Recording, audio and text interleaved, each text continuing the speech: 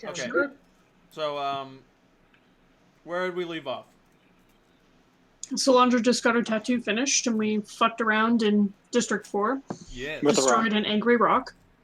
Very angry. Got paid. And tried to figure out where we were going next. Which we resolved to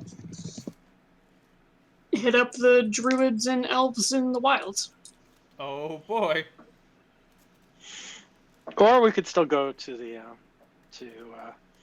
mountain first. Well, it depends what you want to get done.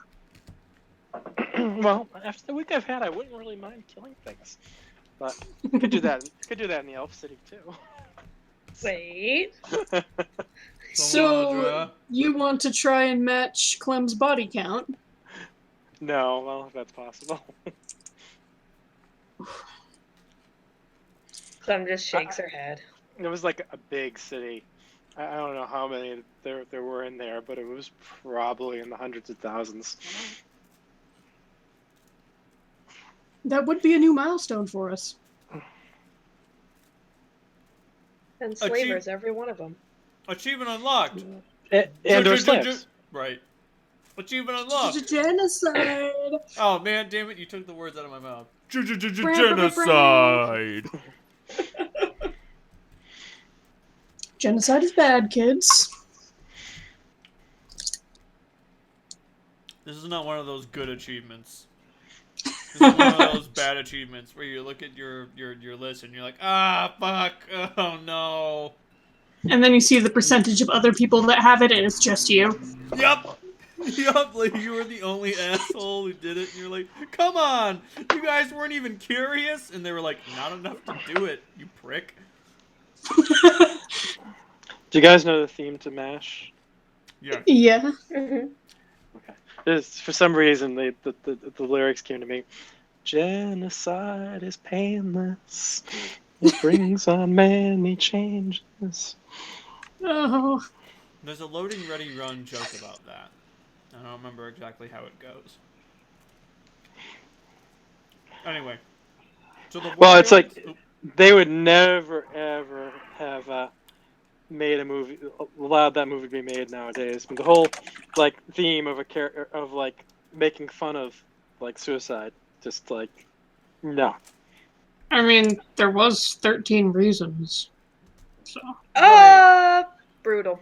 But that series was ostensibly meant to be serious. They just fucked up everything. They like fell out of the stupid tree and hit every branch on the way down. You fucked up every part of the show. You handled. Congratulations! Well, another achievement you don't want to unlock.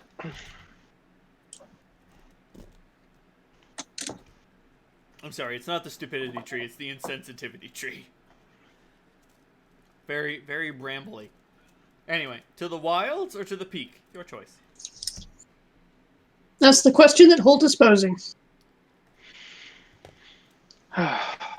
Well, I think let's clear off the peak. Because that way, then when we offer to bring people up to the peak, and they're like, okay, let's go right now. And we'll be like, well, there's probably some Wendigos up there we have to clean up first. So we'll get back to you. This way, we do one trip up to the peak, and then we can hit everybody up that we want to talk to. I thought you guys were going to build some sort of magical convergence there so they could magically project themselves. People shouldn't actually go up there. Right. But I don't know if we want a bunch of Wendigo and such. We need a secured location in order to do it. And if we're going to give like people whatever talisman we need to give them and to make all this work, we need to have that set up, I guess, first.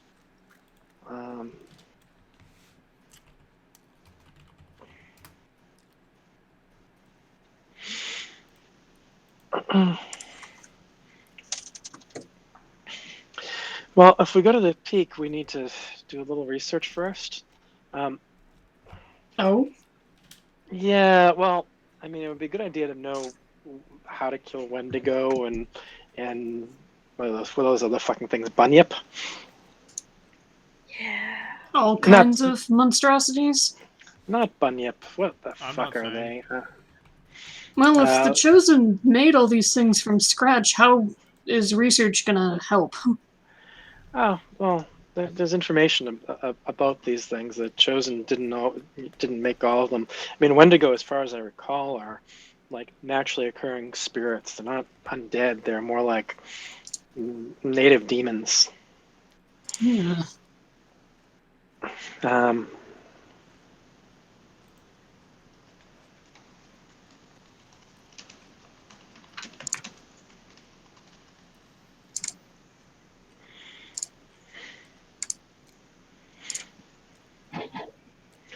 Frumius Bandersnatch. That's it. Bandersnatch. Bandersnatch. We got there.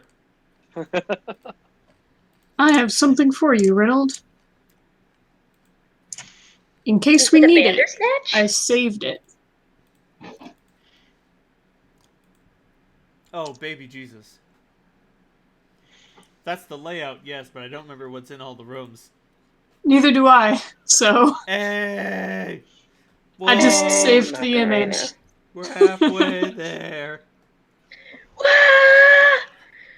Living on a prayer. Oh, wow. We don't sing in the car. I thought my suicide is painless was gonna horrify you guys. We're able to carry a tune in a wheelbarrow. I'm just tone deaf. I am also tone deaf, and when I try, I am a very mediocre singer, so it's way funnier to just not try. Yeah, I get that.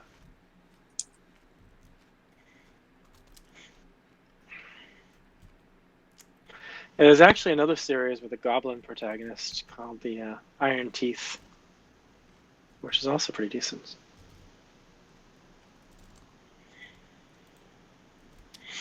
I will write that down. Huh. Of course, none of these are in the same league as like Gideon of the Ninth or the Ninth House, which are the two best fantasy novels I've read in a while. I forget, did you read the Chronicles of the Black Company? Oh yeah, Yeah, I'm a big fan of that. yeah. I've read them. I started reading those books like when I was a teenager, I think. Yeah, I love Croker. I love the lady too. She's awful. Yeah.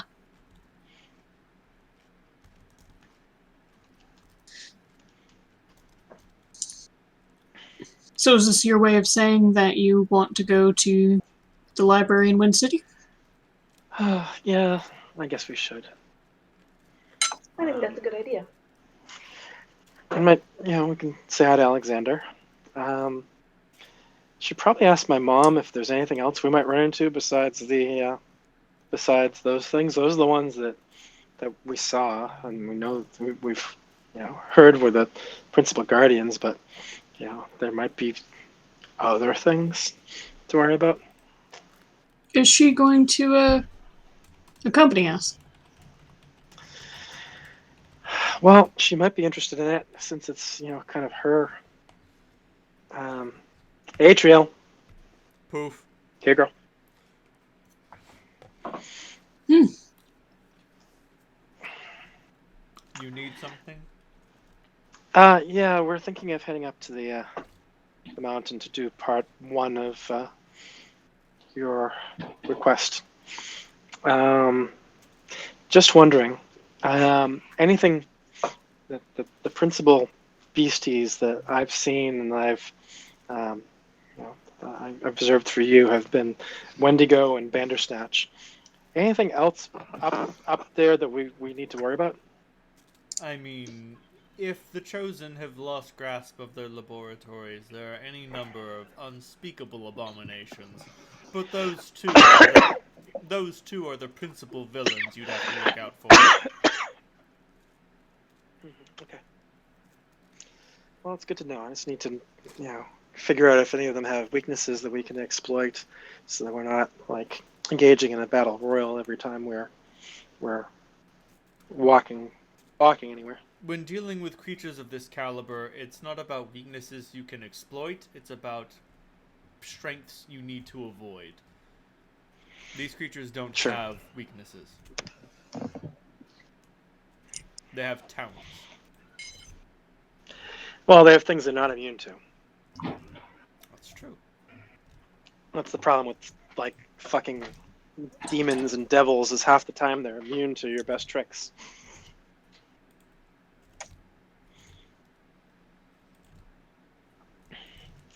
All right, so we'll do a little research on Bandersnatch and Wendigo. Sounds good. Do y'all teleport to the library? Where the hell? Oh, we're in We're in District 4. District 4. Yeah, we're not that happen. That's right. Okay.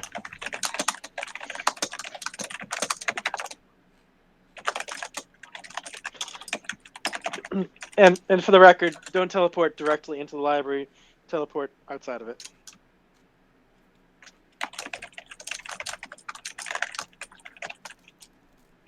Right inside? I said we don't teleport inside of it. We teleport right outside. Floor it? You want me to floor it? Anyway.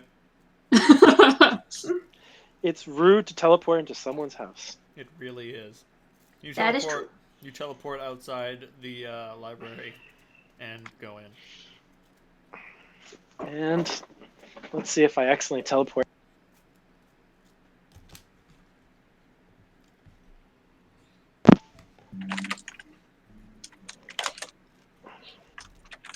Can you guys hear me okay?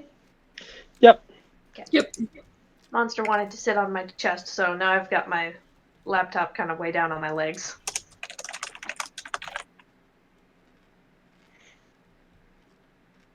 All right, just 1 second. I just got a call on my work phone. I want to make sure it's not.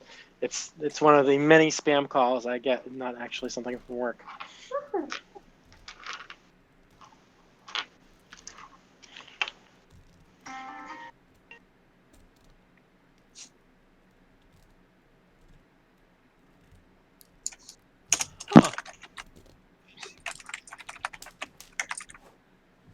Hold on a sec. Hello? Hey, Reddy, what's going on?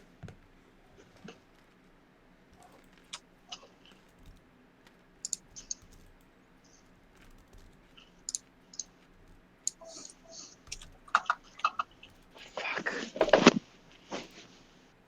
Oh, Jesus Christ. I reached out to John just before I left at like 6 o'clock.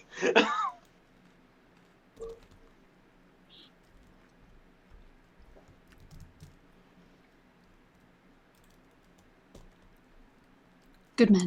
I have moved Dave to Time Stop Central. Ah, It just took me a while to figure out how to do it. And Drag and shove drop.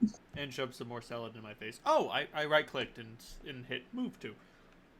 Oh, that's cool.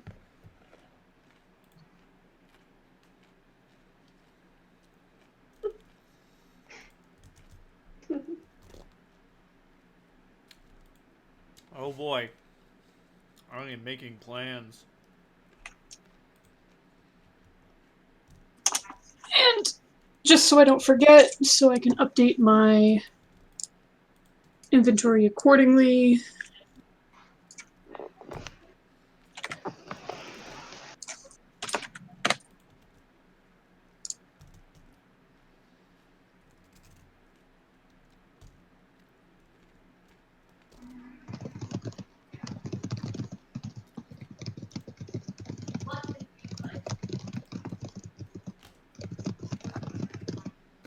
Oh, okay.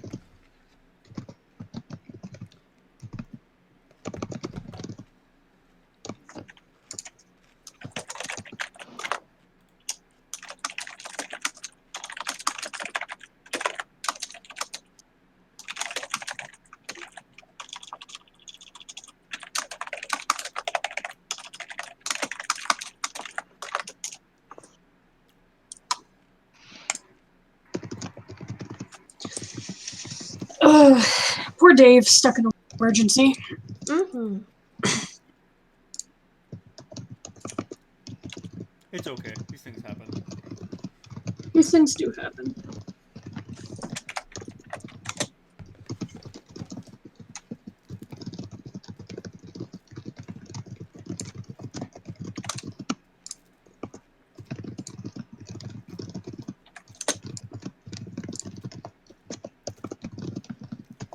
Ah, guys, what am I gonna do with my Saturday? What are you gonna do with your Saturday? I don't know, man. Come to Rochester with us. I don't think Yeah, I we're can going to do a that. Friendsgiving.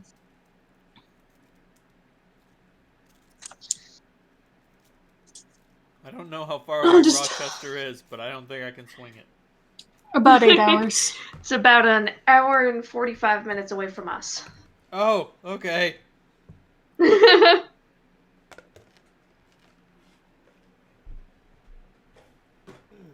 It's like 70 minutes away. Who the fuck are you driving with? I mean, Edgar can make it in an hour. Jesus. And Edgar is fucking crazy. He literally drives 90 on the highway. It's miraculous that we're alive. I only occasionally. Only if I put Tool on the radio, which I don't anymore. Cannot play Tool in the car. Yeah, Not allowed. them's the rules. Don't like those rules, but I can respect them.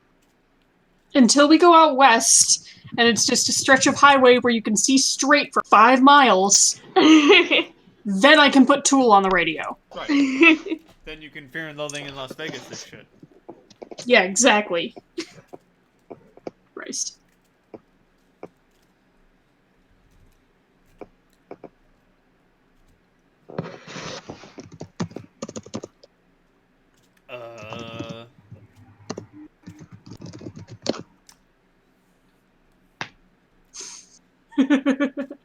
uh,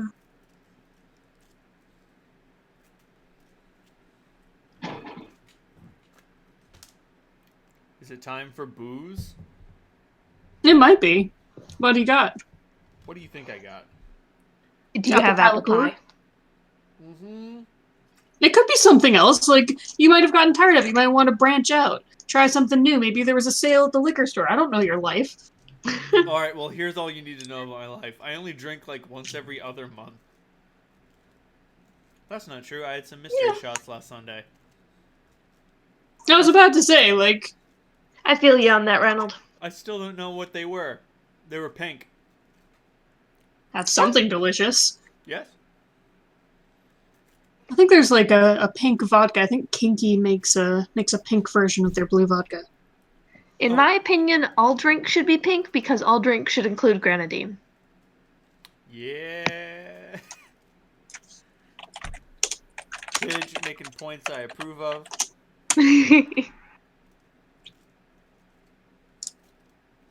Oh man, one of No, when I say that it's pink vodka, I mean like it's pink, Pidge. Ah! Man, one of the girls that was at My the... lord, that's pretty. At the concert? Yes, she was like, man, I really hate rules. Like, it pisses me off that there are rules of physics. And I was like, what in the fuck?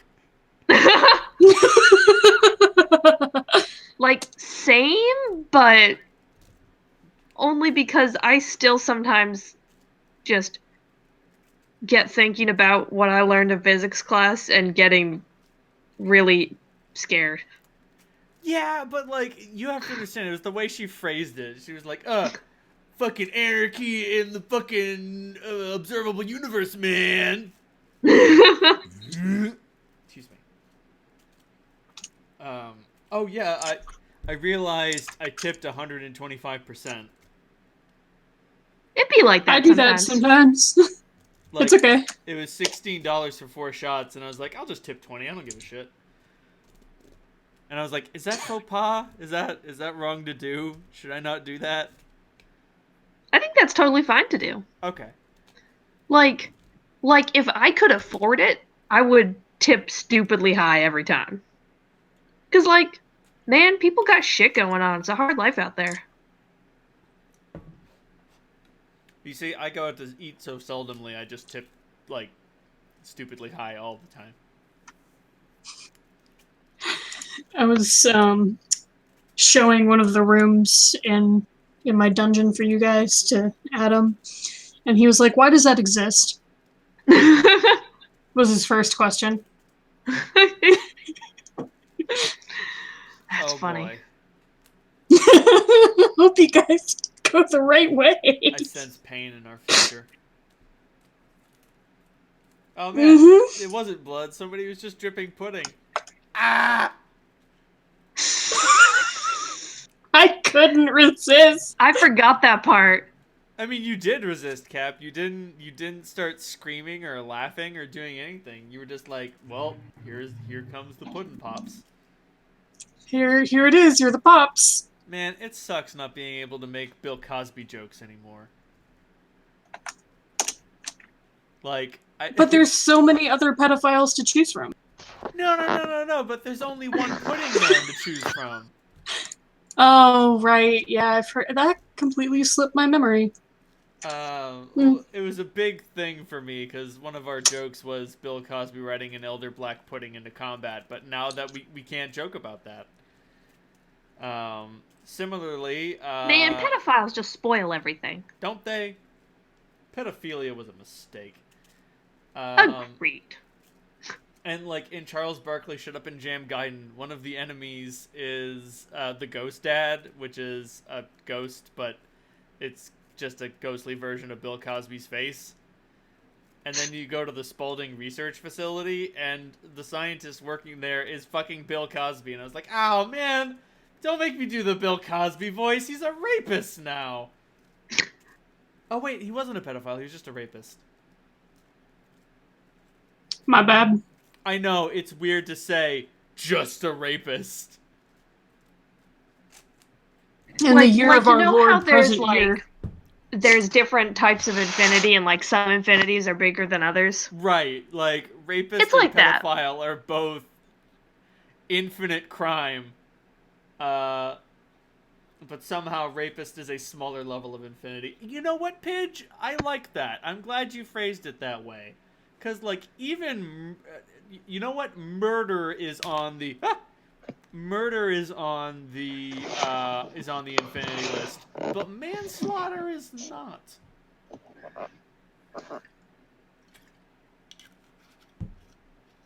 I feel like a fucking idiot, but I have 9 in real life, and I always forget what the difference between murder and manslaughter is. The difference is murder is I meant to kill that motherfucker, yeah I did it, and manslaughter is yeah I killed that motherfucker, but like I didn't mean to. Manslaughter is like if you accidentally hit somebody with your car. And Even like, though it Vehicular sounds like you manslaughter. murdered it with an axe because it says slaughter in it. yeah, that well like so murder. Yeah, that throws me off. So like the etymology is that like murder implies intent, murder is a verb, manslaughter is a noun. It's a thing that happened. Okay. Oh, that okay. That's also the same reason behind like why people are transgender and not transgendered, Right. because the ED would suggest an object that it had been done to, not a person. Huh. Language. Language is interesting. So like what's his face at Charlottesville murdered Heather Hare by ramming his car into her because he wanted to kill and hurt people. Whereas Joe Schmo, who was texting on his phone and hit Old Man Jenkins with his car and killed him, like, he didn't mean to kill Old Man Jenkins, but the man is still dead. And that's why those are two different crimes.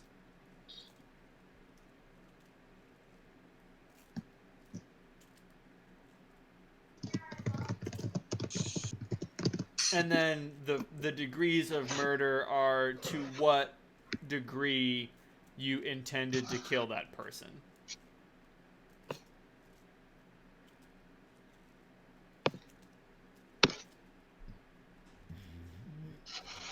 Like first degree is totally premeditated. Like, yeah, we tracked him down. We know what he does. We know his daily routine.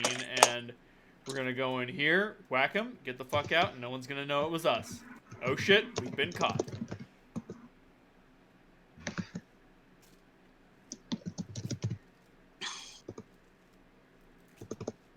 And now you know. The more you know. Thank you.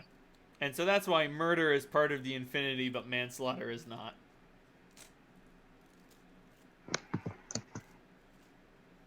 There are a lot of ways to get someone out of your life without murdering them. Although sometimes I am partial to well, maybe they'll die.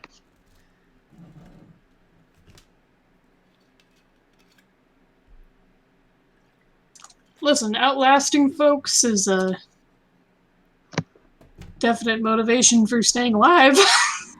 Spite is a powerful motivator. Living well. Like, I have to stay alive long enough to piss on Trump's grave. Like, I gotta do it. I have to. So how about that okay, so like I'm torn in the impeachment proceedings because on the one hand I'm interested to see what dirt can be dug up. And on the other hand, I just want to skip to the end where the Senate doesn't indict him. I've honestly not been following it because I don't want to get my hopes up for nothing.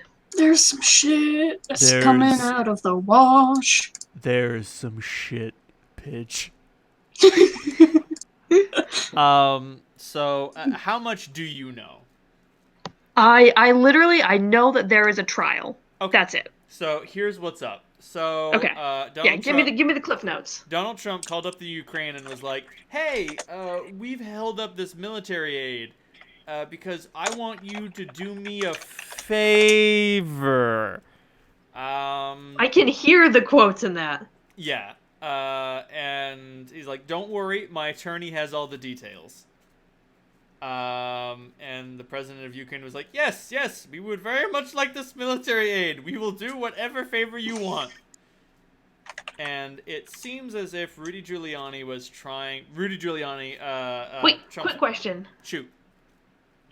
Ukraine stuff, is that while Trump was in office? Yes, that was like a couple months ago. Okay.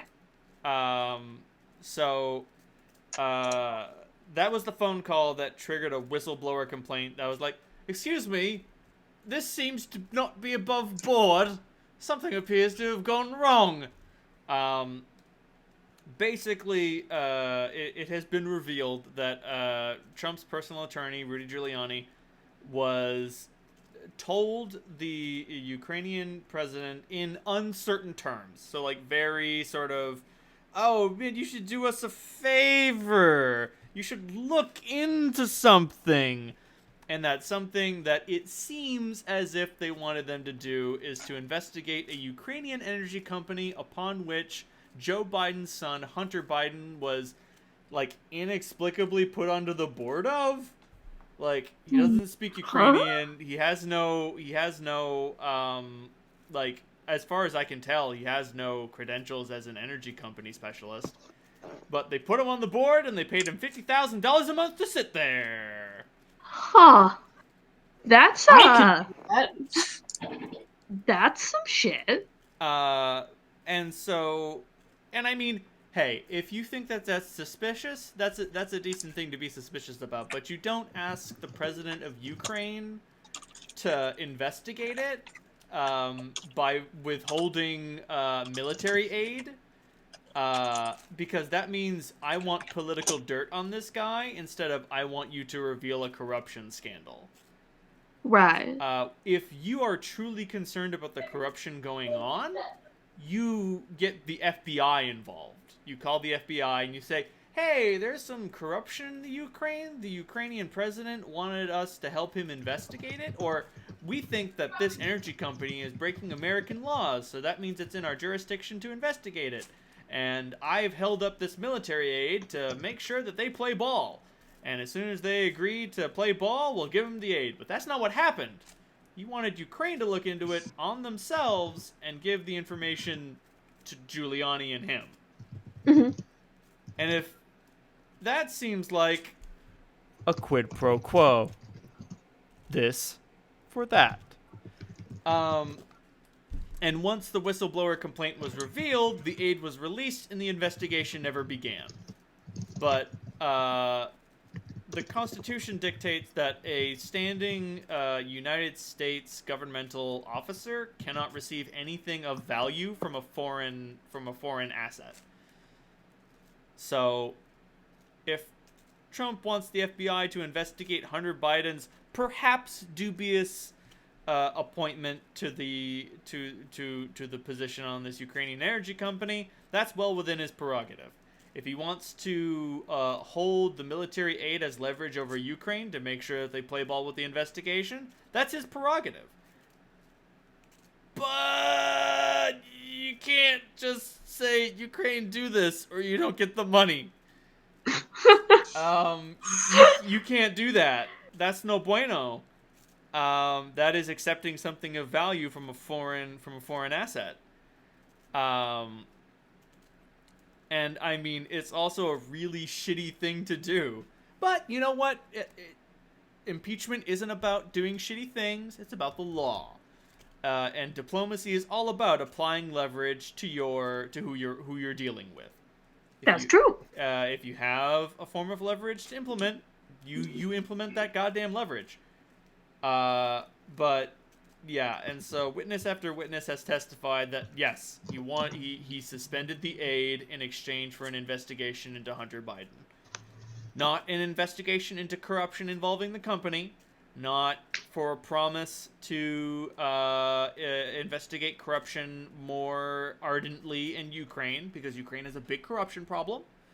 It was explicitly to look into Hunter Biden and his appointment to the board, which, like, I personally think it's suspicious, but, like, I don't know if you can possibly prosecute that. I don't know if you could possibly, like, talk to the other members of the board and be like, did you bring Hunter Biden on board because his father asked you to? Like, I don't know if you're going to be able to do that. Like, Yeah. there's no clear line. At this point, it's just sort of like a suspicious, like, why the fuck did that happen? But I don't think there's anything there that you can prosecute, which is even weirder. Like, you could just say, Joe Biden put his son on the board. Like, you could just say it. Like, Right? Trump does that shit all the time. But he wanted some receipts, and he didn't pay money, he withheld payment. Like a protection racket to get those receipts. The Republican argument is that because he did not actually get the investigation that he asked for, and he did eventually release the aid, no crime was committed. But, like, intent to bribe or intent to accept a bribe is still a crime. It kind of feels like Al Capone getting caught on tax evasion. Right. Like, that's why his obstruction of justice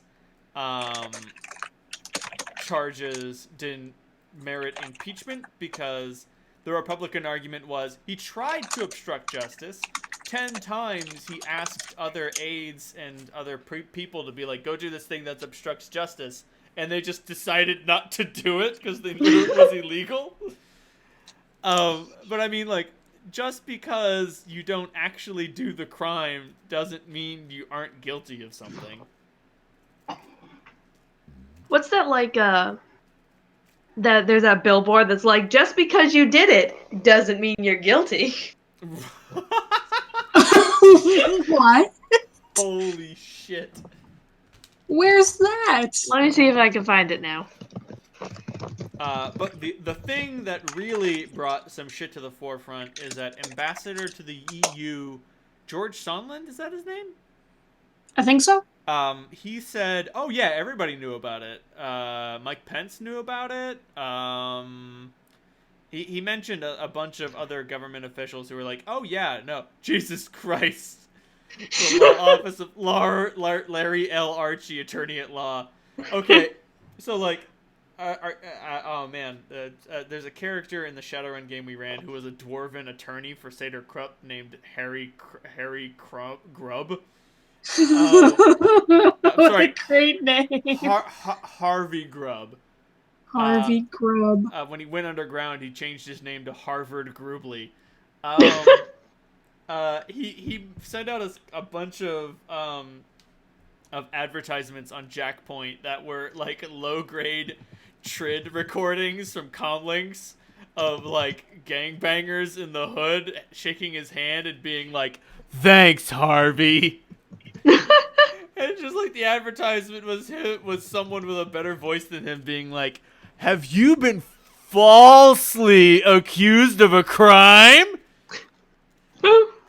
But yeah, so George Sondland was like, "Oh yeah, all these motherfuckers knew that Trump was doing it and they didn't do anything to stop it, which makes you culpable of a crime."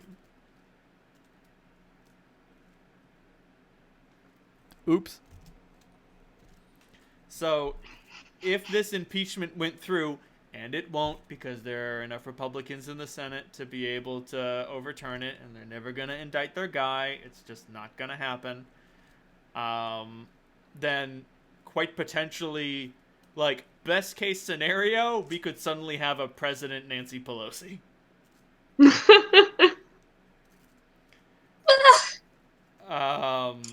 And I mean, that is the far-flung Hail Mary, all the Republicans jump ship, the rats abandon the burning ship. But, yeah. And so, obviously, the 29% of hardcore Trump supporters are like, if he doesn't get anything, he didn't do anything wrong. And then there's the leftists like me that are like, you should really just call the FBI. Like, they'll do it. They'll just do it for you, man. Like, they work for you, dude. You can just tell them to go do it. Yeah. But the thing is, so, like, the ultimate thing is, so, like, if the Ukrainians do their own independent investigation, their findings are whatever you want them to find. If the FBI do an investigation, their findings are whatever they found. They're only going to hold back absolutely classified information. They don't have a loyalty to the president in that way. So if it turned out that Ukrainian Energy Company had more skeletons in the closet and more corruption to investigate, which it probably did because Ukraine has a problem with corruption, then that might step on some Republican toes, or it might step on Trump's toes, or it might reveal something that we don't want to know. You know what I mean? Oh, that's true. But if Ukraine is doing the investigation directly, they can be like, "Yep, it was corruption. Hunter Biden shouldn't have did it. Joe Biden's a piece of shit. Don't vote for him."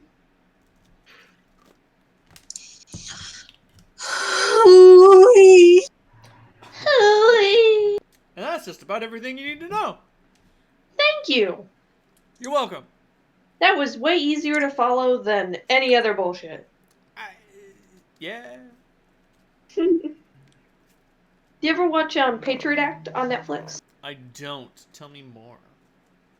It is this Indian guy who does like News segments. kind of like news segments, but less like, hey, here's 15 things that happened this week, and it's more like, hey, here is an episode on the Indian election. Here's an episode on Southeast Asian hip hop and its political uses, stuff like that. Interesting. So all the episodes are about current events, but are themed, and he is really funny. Huh. Wait a minute. Here's some more news. How familiar are you guys with the Bolivian coup? I know that it's happening. I know that it's happening now.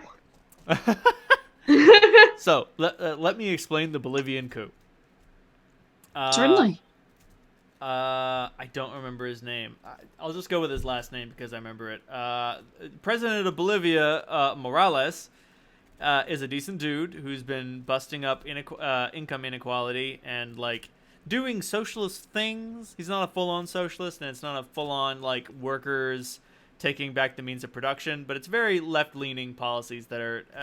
he is breaking down business without causing inflation. That's all I know. Like, I know what he's doing factually, but not, like, what policies is enacting to make that happen. Because that's always the issue. If you break down business, you usually cause inflation by one means or another. And he's managing to keep inflation down while distributing wealth more accurately. So I don't right. So he ran for 1 term, and I think Bolivia had a 1-term limit. And then in his second term, they instituted a 2-term term limit. And they were like, well, no, so he ran his first term, and then in his second term, they said, okay, everybody has a 1-term term limit now. And he was like, well, I've already started my second term, so, like, we could have another emergency election, or I could just keep being president, so I'm going to keep being president. And then, so he, when re-election popped up again, the law imposing term limits was going through the Supreme Court. So he was like, well, if it gets overturned, I can have my 3rd term as president of Bolivia. So I'm gonna run, and if the term limits are imposed, then I won't be able to be president. Like, I'll drop out of the race or whatever. Or if I'm already president, then I'll have to leave.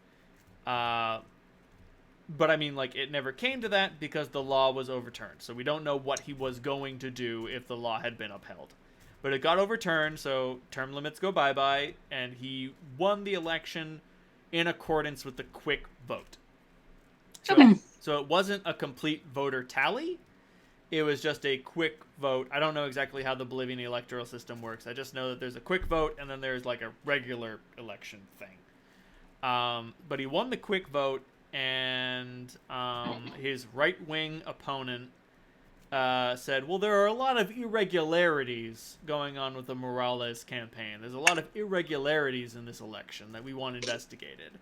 And Morales said, okay, so before I take the oath of office, we should investigate this because the most important thing to a thriving democracy is that the elections are upheld and that everything's above board. And then the leader of the military said, excuse me, Mr. Morales, we need you to resign. Huh. There had been a lot of right-wing violence, a lot of sort of fascist-esque protesters being joined by the police. Of course. Of course. So you could just say fascists. And so in order to quell the violence, it was requested by the military that he resign. And he did. And now the right-wing candidate who talked about those irregularities is the new president. Sounds fine, right? No. That's fine. Don't worry about it. I'm worried about that. And all of the liberals are saying, well, I mean, those are the term limits.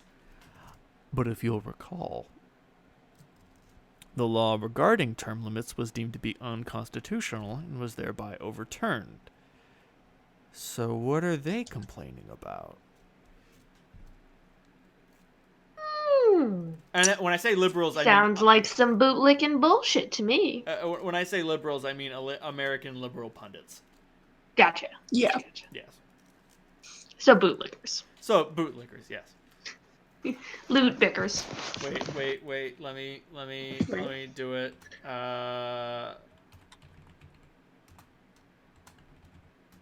There we go. No. Oh, that's good. Love it. So that's what's going on in Bolivia. And are you familiar with the Brazilian president, Bolsonaro? And do you know how he got into government? No. I don't, but I'm sensing it's some hold on. bullshit. Bolsonaro. That sounds really familiar. Yeah, he's a piece of shit. He's a total homophobe. Oh, the guy in Brazil. Yes. Yeah. That cocksucking. Oh my god. I remember hearing about him, and I mean, he's not killing the natives and burning down the rainforest. He's just suggesting that the natives be killed and that the rainforest be burned to make way for cattle farms. Yeah, that's when I last I heard about him getting elected. I heard that he got elected, and then I didn't hear anything for a while, and then I heard about him basically not saying but totally saying burn down the rainforest. Yes. He won election because the left-wing candidate Lula was tried in a very fast corruption scandal. His crime, if I recall correctly, was borrowing money for longer than it was legal for the government to borrow money under his administration.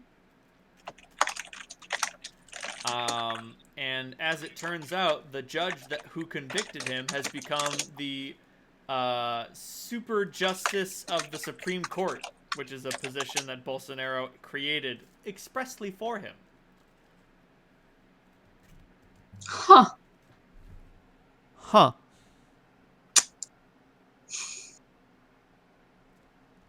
Because in Brazil, it's illegal for a criminal to ever run for office. I didn't know that little tidbit. It was an anti-corruption. It was a corruption-fighting measure. But Okay. as you can see, it's been turned on their left-wing president. Yeah, when you can manipulate the law to make anything a crime. Or to convict someone of a victimless crime. Like, Yeah. the crime of borrowing money as an agent of the government, borrowing money on behalf of the government for too long. Like, who's really getting hurt? Like, yes, that is a crime. It is against the law, and they should pay what they owe, but, like, come on. Come on. What's the United States debt right now? A bajillion badillion. A forever dollars? Yeah. Yeah, so, we can do that, but Lula can't, as a government official, have the government borrow money for longer than they're supposed to. Right, because that's a Brazil thing, and yes, their policies are different than America. Welcome to Brazil! Welcome to Brazil. There has certainly been a lot of weird coups in South America lately, and weird electoral bullshit. Like in Venezuela and Chile.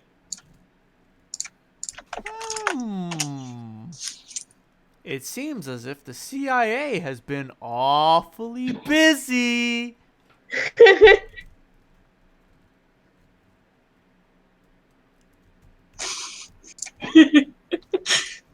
Sorry, I couldn't resist posting that video. Don't be, it's fine. So I think that's all I've got for, like, controversial news right now. I don't have, like, any controversial... I've been consuming too much shit just through, like, osmosis. I'm actually... Good. Oh, you've got to understand, Cap. This is all I do. You have the correct mindset for it. I'm too empathetic. I go to work, I pick things up, I put things down, I put my earbuds in, and I listen to NPR podcasts and leftist propaganda until I die. Not a bad life. There are certainly worse lives. And, hey, I'm willing to call it propaganda, because I need to listen to Peter Coffin's video essay on overpopulation again. Because it's so good. You need to watch that video that I posted in recommendations, the one about pathologic. Ooh. It is really good. It's 2 hours long. I'm familiar with H-Bomber Guy's Is Garbage and Here's Why. Yeah. Wait, does he say Pathologic is garbage and here's why? No, pathologic is genius, and here's why. Got it. Because he alternates between garbage and genius. Yep. Because I'm very familiar. I am intimately familiar with Fallout 3 is garbage and here's why. I love that video. I challenge you to find someone in Fallout 3 who says something as beautiful and character-evoking as, "It's a wonderful day for learning." You can't do it! There's no You one in can't- there who says anything as clever as "It's a wonderful day for learning." You know why I missed the can't boat on find Fallout that? 3. Because you can't get the game to run? Because I can't get the game to run. Just don't even bother. There's so many other games that you can play. Like, That's true. I could play Heroes Fallout of Might and New Magic for the Vegas. 15th time. About to say, even in the Fallout franchise, there are better games you could play. Fuck Yeah, you it. can New play Vegas. Fallout 4. Yeah, 4 is better than 3. 4 is better than 3. Like, say everything that you want about 4 being a piece of shit. I will agree with most of them, but 4 is better than 3. You know what? That's totally fair. I'm not even going to say that 4 is a piece of shit. I'm just going to say that 4's story is not good. Because the gameplay and, like, I personally love the settlement building system. The gameplay is solid. There's only a Bethesda normal Skyrim amount of bugs. The settlements are fantastic. I love the crafting system. I love the weapon upgrade system. Agreed. I like the perks. I like the way that you level up. I'm an FPS gamer, so having a lot of FPS elements in the game is super fun for me. And then I don't- Then Then there's there's the story. just the fucking dialogue system. Jesus Christ, I hate the dialogue system. I can't begin to tell you how many times on my first playthrough I picked a dialogue option, and then they said the exact, like, opposite, Of what you wanted or, to like, fucking went too say. hard. And like, let's bring it back to Fallout 1, because it's in the same series. It's fair game. Have you ever played Fallout 1? You ever gone to Junktown? No. So if No, you the only, like, Fallout 1...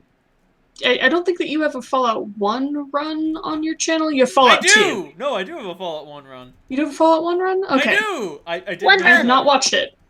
I did miss out on a lot of content because I just sort of ran into the master's base and was like, fuck it. Let me talk to the master. Let me talk to the man in charge. I missed a lot of shit in there that you're supposed to get. But I finished it. I finished the game. Woo! Woo! My eyeball got gouged out. Woo! Didn't need that. So in Fallout 1, you can go to Junktown, and in Junktown, you talk to the mayor / sheriff / general store owner by the name of Killian. Sounds like a bit of a control freak, doesn't he? Anyway, so you can do some trading with him, and you can ask him about the water chip, and he's like, I don't really know anything about that. I just sell, survival equipment. I got guns and bullets and shit like that. I don't know about, like, a water chip. And then some guy comes in and says, Gizmo sends his regards. And if you kill the guy that's trying to kill the sheriff, who you have no reason to, like, want to murder, like, he just probably sold you some stuff for a very good price. So you kill the assassin, and the guy's like, ah, man, that sucks. Well, the guy said Gizmo sends his regards, but that's not hard evidence that Gizmo actually sent him. If you want to help me with this investigation, I'd be mighty appreciative. He doesn't know who you are, so you can probably sneak into his casino without anyone thinking otherwise. You can either put this recorder on your person, or you can try to bug his office. Either way, we'll know if he was actually behind the attack. So then you can go to Gizmo's place and be like, hey, Gizmo, I hear you want to hire someone to kill Killian, the sheriff, general storesman guy who's in charge of the town. And Gizmo will be like, fuck yeah, I want to kill him. He cramps my business.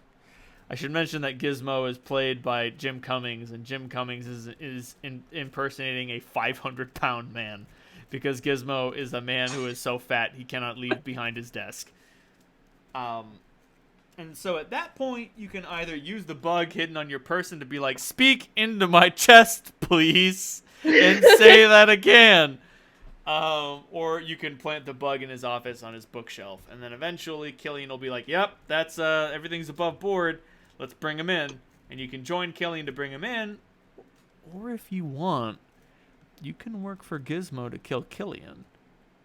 Either one of them will reward you. It's a matter of what you think is best. Do you support justice? Or do you support business? And I should note, no matter who you side with, you gain reputation in Junktown. And you don't gain or lose karma depending on who you side with. And at the end of the game, if you sided with Killian, and you are able to defeat the mutants before they come for the town, Junktown falls to pieces. It didn't have enough commerce to survive. It gets, the denizens go south to the hub, and Junktown becomes nothing more than an appealing ruin. But if you side with Gizmo and kill Killian, his casino brings Junktown to life, making it a source of commerce and business, despite, or perhaps because of his underhanded methods. Now, neither of these decisions affects your karma index. Both of them increase your reputation in Junktown. Whoever wins, you win. Which do you think is more important? Which do you think is more valuable? There isn't necessarily a wrong answer, but there is for you. And is there a single fucking quest like that in Fallout 4? Considering I've 100%ed most of the quests, no. Got him! And that's why Fallout 4 and Fallout 3 are not very good games. Yeah. Like, one of my favorite quests in Fallout New Vegas is, what's the quest with the radio? Return to Sender, I think? Didn't play New Vegas. Oh, it's good. Oh, yep. Yeah, I did. I hate the weapon repair system. It really chaps my bulge. That's fair. Then play Unarmed, you fucking hippie. I might. Well, look at it this way. In Fallout 3, you couldn't repair above a certain level if your repair skill was too low. In New Vegas, you can repair above a certain skill level. Like, once the repair goes above the bar, that means it's operating at optimal capacity. So you'll get a couple of reloads of optimal capacity before you even need to reload it. And if you get a repair of 80 and you're level 14, you can take the jury rigging trait, which allows you to repair items of a similar type. I love that trait, may I just say. I personally don't know how you play the game without it. I agree. But in Fallout New Vegas, one of my favorite quests is Return to Sender. So the NCR is sending out new radio passwords. So you go to all the radio stations and you deliver the new passwords and the new relay codes, and they're like, cool. And you go back to the radio relay station and they're like, we're getting a lot of really weird reports. Could you go check these out? And so you go and check them out, and some of the reports are like, oh yeah, Caesar's Legion has deployed a series of super mutant legionaries. They're huge and green and have giant swords, and they're killing us all. And you talk to them, and they're like, what the fuck? No, I didn't report that. I would never report that. What the fuck? And you get another report of Great Khans employing Deathclaw mercenaries. And they're like, I didn't say that. That's fucking crazy. Like, are you trying to get me in trouble? And so you go to Camp Golf, which is where all of the bigwigs sit back and relax in their reclining chairs, organizing intelligence and making plans to send young kids off to die. And you meet, Hell yeah. And you meet Chief Hanlon. He might be the only person there with a soul. Chief Hanlon is old. He's very old. He's probably like pushing 50, and he's a California Ranger. He busted up slavers when he was young. And so you can talk to him about what he's done, and if you pass a 50 speech check, you can ask him, is there anything that you've done in the NCR that you're actually proud of? And if you have a speech of greater than 50, he'll tell you. So he went down to Arizona for the Rangers on a little errand for the NCR. There were 4 of them. One of them died of snake bite, so it was only 3 of them when they got there. They had reports that an NCR settlement that had been set up was under attack. So they went there. They lost 1 person to snake bite, and the settlement in question was 7 people in a couple of shacks around the only well for miles. As the NCR, they had cited eminent domain, claiming the well and all the surrounding area for themselves, and the people who lived around there wanted that fucking water because it fucking belonged to them before the NCR showed up. So Chief Hanlon said, we gotta get out of here. There's a big raider group, the Scorpions. They're gonna come here and they're gonna fucking kill us all. There's only 3 of us and there's only 7 of you. We can't handle this, okay? We have to leave. And as it turns out, Hanlon was lying. Whole thing. A lie. There is no Scorpion gang. They're not coming. And he got those 7 people home safe. And the rest of the people there got their well back. And that's the only thing he's proud of that he's done in the NCR. So you get And that's why Fallout New Vegas is an awesome fucking game. And I'm not done yet. we gotta go deeper. So you can ask him about the radio reports that have been going around, and he's like, "Come into my office, young man, and don't be scared. This dog doesn't have much bite left in him." So he brings you into his office where you can talk alone, and you'd be like, "Yeah, a lot of these weird reports have been going around, really bunch of crazy bullshit." And he says, "I know. I've been sending them." And you can ask him why, and he says, people in the NCR, they don't care about what's going on out here. They got Brahmin barons, rail barons. A lot of these kids are just being sent out here to die. Let Vegas fend for themselves. I see it being no business of ours to claim this territory for the NCR. And you immediately understand that what he's doing with the radio intelligence is the same thing that he did with the well. He is sending out a bunch of lies so that either they send in the support that they need to keep these kids alive, or they go home. Whichever happens, he doesn't care. He gets what he wants either way. Either there's less bloodshed, or there's less bloodshed. No matter what way he runs the tables, he comes out on top. And at that point, you can decide to reveal what he's done, let him keep lying, or kill him. Your choice. It's about your political allegiance and what you think is the most important. If you want the NCR to annex New Vegas, you're going to have to kill him, because he will keep lying. If you want an independent New Vegas, you let him keep doing what he's doing.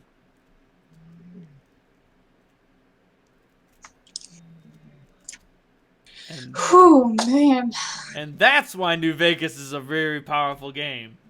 I think it's because I think Obsidian is just good at writing games. They are, and they're also good at having fun. Nah, man, alcohol is alcohol is a disinfectant. Because like Fallout 2 has dumb mode.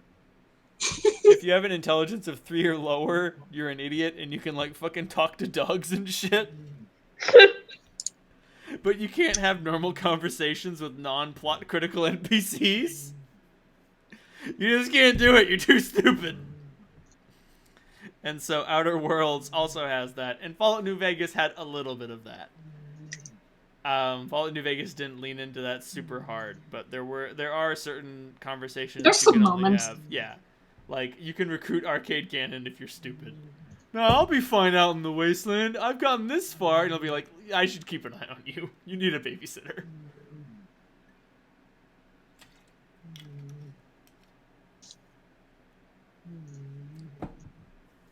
And New Vegas... What's that monster snoring?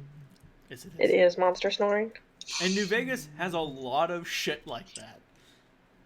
Don't get me started on Lonesome Road. Lonesome Road. You're a chode. If you continue that song and rhyme toad with toad, I'm going to be No, I said pissed. chode. Okay, thank So you. now we can rhyme chode with toad. Yeah. Take me back to my favorite toad, West Virginia! And you have to shout it. Mama. Take me home. such a chode. This is you.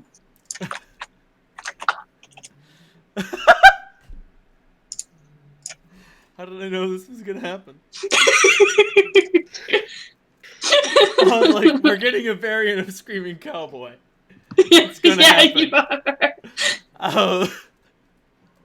But yeah, like, probably the bitterest blow in all of Lonesome Road is you could have turned back Courier at any point.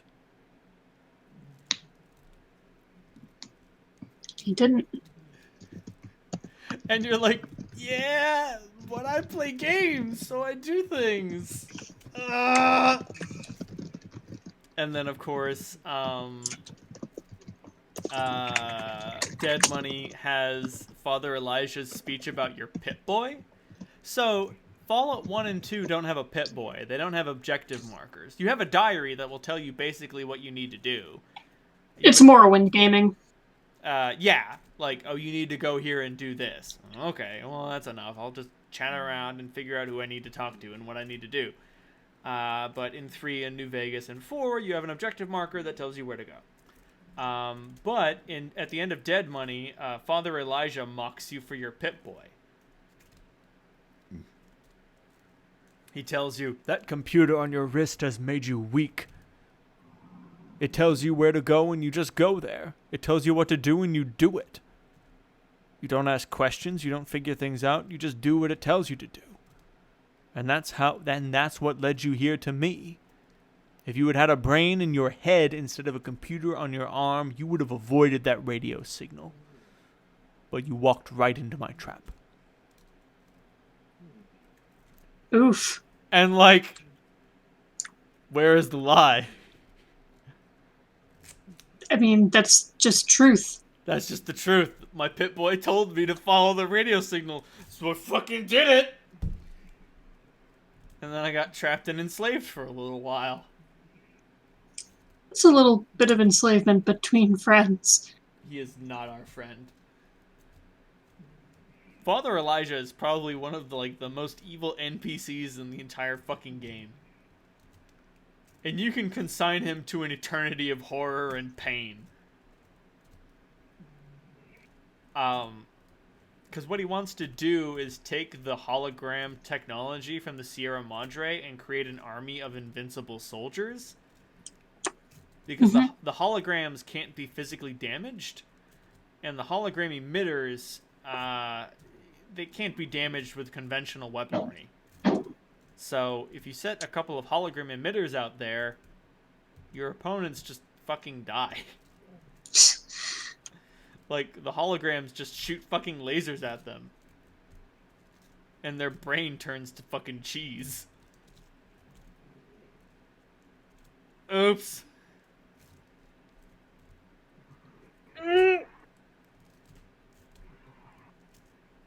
But, yeah, so Obsidian knew what they were doing. And also Outer Worlds. He killed himself. It wasn't an act of defiance. It was corporate vandalism. Like, I do love that. holy shit. Do they fucking get it, or do they fucking get it? They get it. They get it! Ah!